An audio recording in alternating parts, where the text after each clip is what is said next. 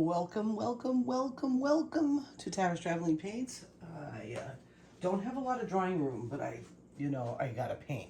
So, got an 8x8 wood panel, which I'm falling in love with. I just ordered some off of Amazon. They come up to 12x12. I'm pretty excited about it. I love the way it looks. I love the way it's paintable. And I'll just show you the last one I did that I epoxied. It's still a little tacky, so it's absolutely gorgeous. I absolutely love it. And it's going to deeply increase the longevity of the work, and I'm very happy about it. So anyway, that's the first one I did. So that was a monochromatic. That was black, white, and silver. And I epoxied it yesterday, and it's on its final drying run. I've got something else in right now. Those actually are going to be turned into functional art. They're not just going to be painting, because I realize that in today, people want beautiful things, but they want them to be more than just beautiful things. Hey, that's going to change. I know that, and I'm not worried about it.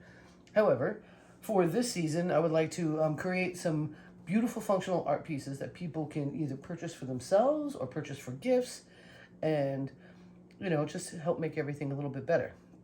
So this here, I'm going to do a ribbon pour. I really love ribbon pours. I really, really, really do. And I'm going to use a brown base, okay? Now this is a brown metallic base that is left over from yesterday. And maybe not yesterday. What did I paint yesterday? No, it's not from yesterday. It's from the other day. And I try my best to make sure that I am thoughtful and keep things. So I'm gonna go ahead and get that on there.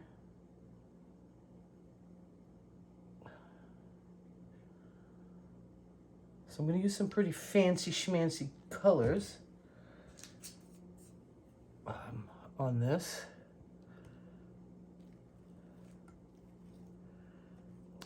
Speaking of fancy schmancy, little fancy girl is laying down. She's not a fan of the sound of a hair dryer. Nope. Get that out of there. So I'm not going to blow this out. Now this is going to have silicone in it, so I'm going to have to be, this will be a double epoxy, because I'm going to have to really let this dry for a long time before I can epoxy it. And then really work on getting the silicone up and out. So I'm just pushing this. I want to kind of encourage it to get over the sides. And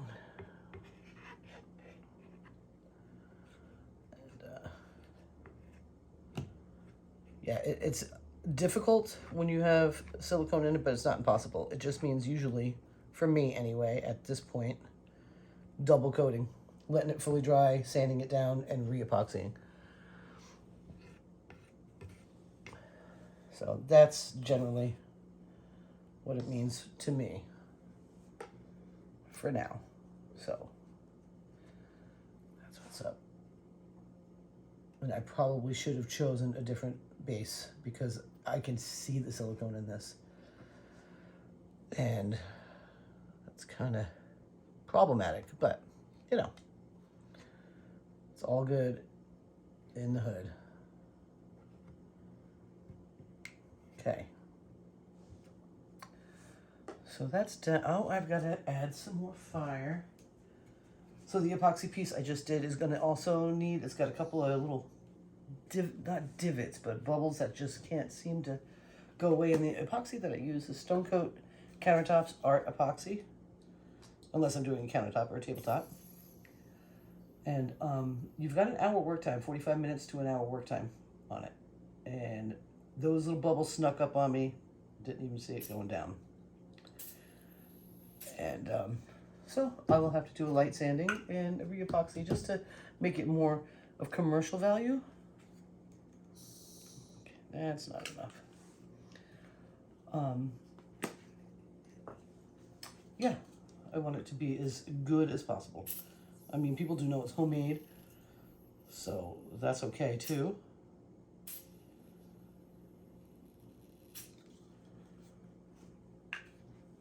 But you want to keep that in mind when making stuff for people to purchase, especially for gifts.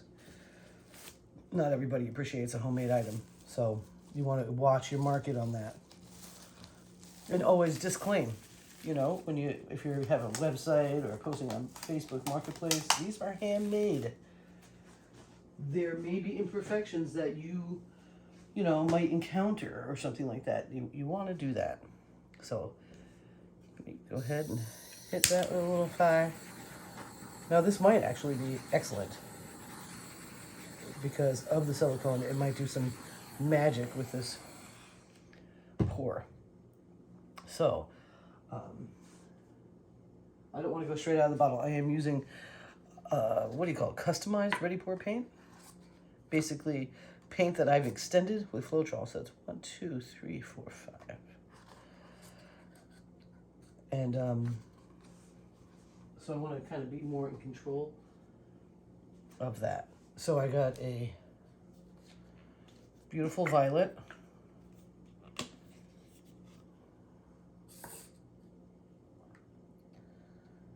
That's been extended with Floetrol. And since I have so much of it, I'm going to go ahead and get close to the top of that. Okay. I have very little metallic white. And I don't even know if I have enough to use it. Oh yeah, I do.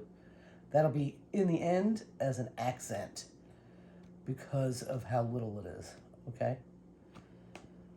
It is mini white. And that was extended as far as I could. And the only thing I will do is I'll leave it upside down just in case I can get some more from it. I do that as long as I possibly can. So we're gonna do that white at the end because it's so small. I have a metallic tangerine metallic.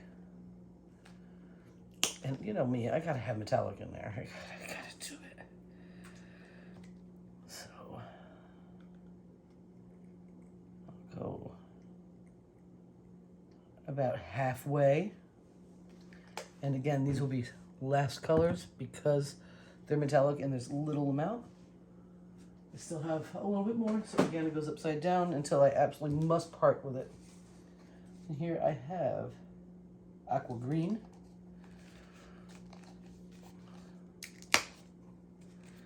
Which, you know, I love those colors. I just love them. And I'll go about halfway. And then I have turquoise. And I'll go pretty light with this one.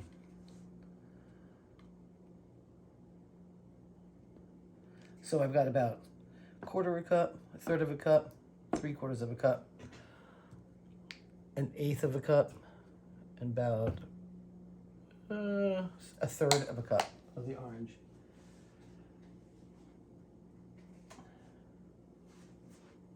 All right. So since the purple or the violet is more, I'm going to start with that. I'm going to give it a point. And I'm going to go off the edge.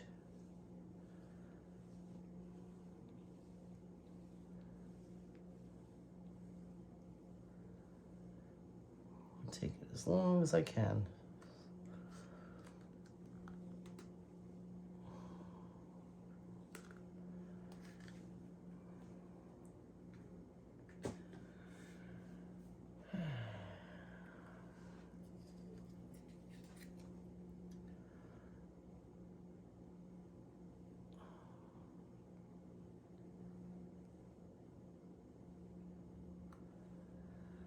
Love these pours. I don't know why, I just do.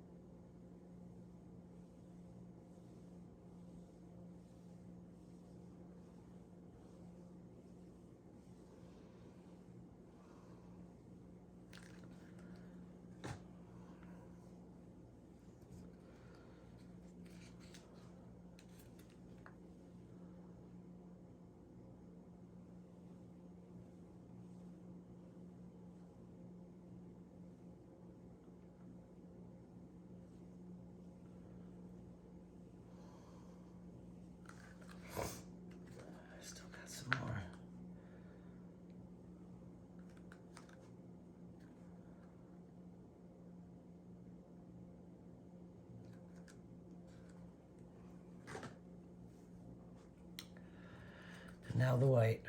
Very little white, so I gotta go probably a little slow.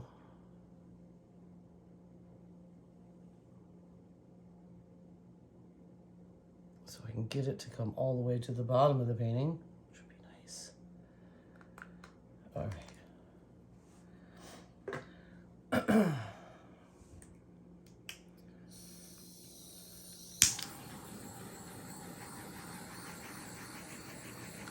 I'm gonna put some gloves on and I'm gonna rock it. And I'm really feeling like I really wanna just keep side to side.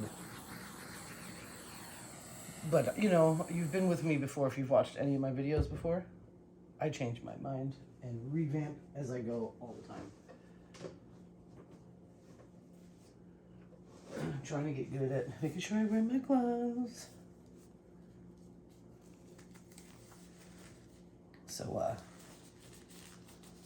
Puppy Face over here, she got herself a car hammock because she sheds, and I have a black interior, so it's kind of low, and it's really hard to get out, so it's washable, and it comes with a little travel bag that I can use for when I visit Vermont for her. Pretty excited. And we tested it out today, went to the goat farm and picked up a couple blades for curry goat.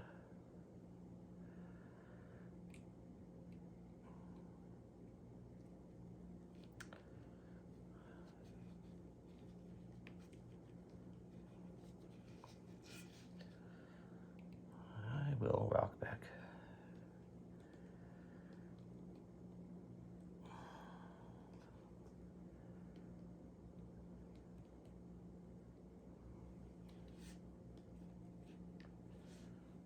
Come on, I want you to be encouraged to go over.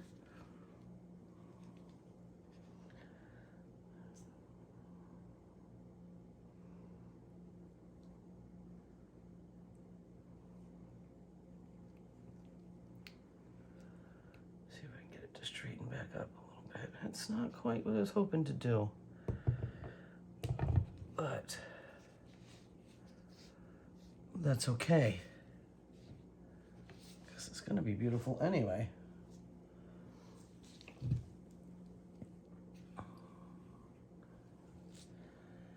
And you know, now that this has not gone exactly as I wanted, I think I'm going to do something interesting. I do have some cell activator. I might swipe this thing.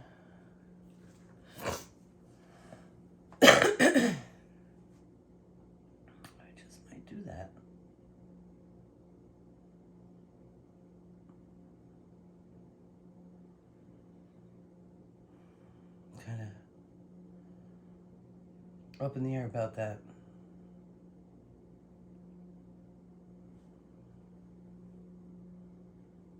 A little bit up in the air about that.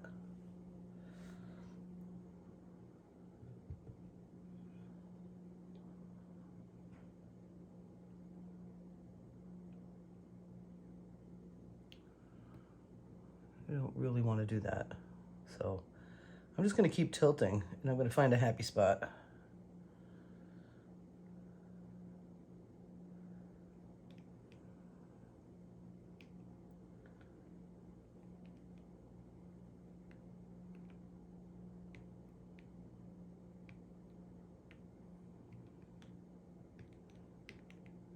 Nice, okay.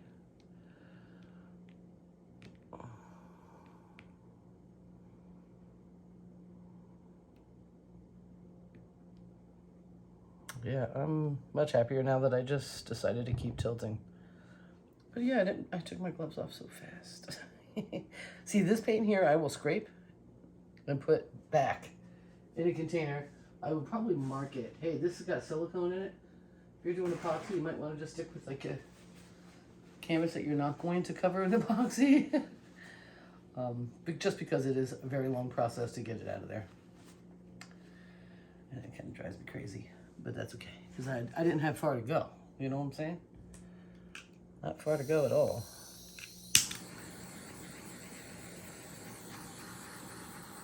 This will be gorgeous epoxied. I like the way the colors came together. It didn't mud up on me.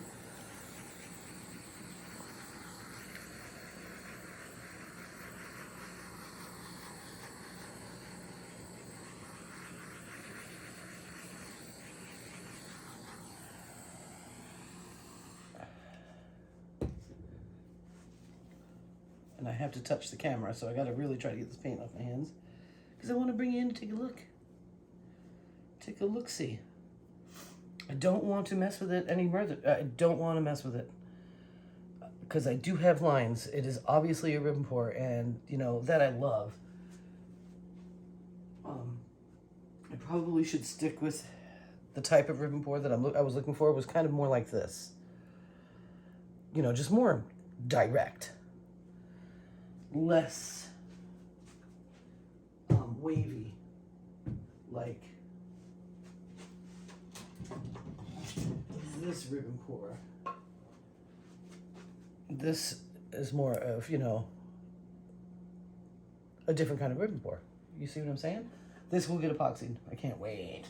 I have it taped off, ready to go. The thing is, it doesn't fit my epoxy box, so I'm gonna have to build a dam for it. So I gotta get ready for that. I also did another painting today.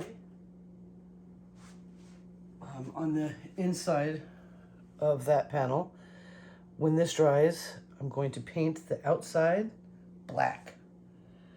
Piano black, I believe. And the wood. And then I'm going to epoxy both sides. Everything. And so that's drying. I did that off camera today. Just 'cause. Golly, you know. I almost feel like, no, I can't. I have a wet painting right next to it. I can't do that. I was thinking to pull the spinner out. Go ahead and spin it around, but I'm going to stop. I'm going to go in and take a look. Ah, it's pretty. It's pretty.